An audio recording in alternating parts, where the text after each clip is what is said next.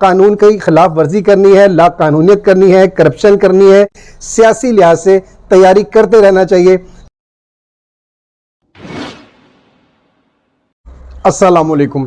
مولا متقیان مولا امام علی علیہ السلام نہج البلاغہ کی حکمت 317 میں فرماتے ہیں، مولا علی علیہ السلام سے ایک یہودی نے کہا کہ ابھی تم لوگوں نے اپنے نبی کو دفن نہیں کیا تھا کہ ان کے بارے میں اختلاف شروع کر دیا۔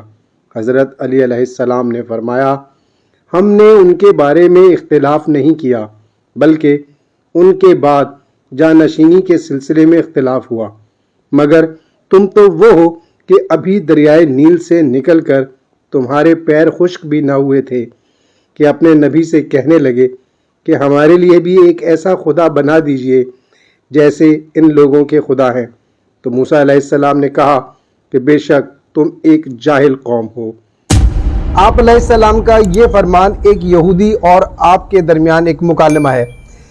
اس میں یہودی کو کیا استفادہ حاصل کرنا چاہیے یہ وہ جانے، لیکن اس فرمان کے پہلے جو 2 جملے ہیں ان سے ہم استفادہ حاصل کر سکتے ہیں۔ ایسے میں زندگی کیسے بسر کرنی ہے، ایسے میں معاملات کو کیسے لے کر چلنا ہے، کیا قانون کی خلاف ورزی کرنی ہے، لا قانونیت کرنی ہے، کرپشن کرنی ہے، ہرگز ایسا نہیں کرنا ہے۔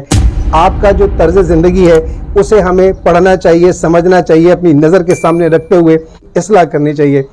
یہ وہ طریقہ کار ہے جو مولا نے کر کے دکھایا ہے، اسے ہر دور کے ہر شخص کو اپنی زندگی میں رائج کرنا چاہیے، اس کے اوپر عمل کرنا چاہیے تاکہ اچھے سے اچھا وقت گزر سکے، اور آنے والے وقت کے لیے سیاسی لحاظ سے تیاری کرتے رہنا چاہیے تاکہ ایک اچھے دور کا آغاز کیا جا سکے۔ شکریہ۔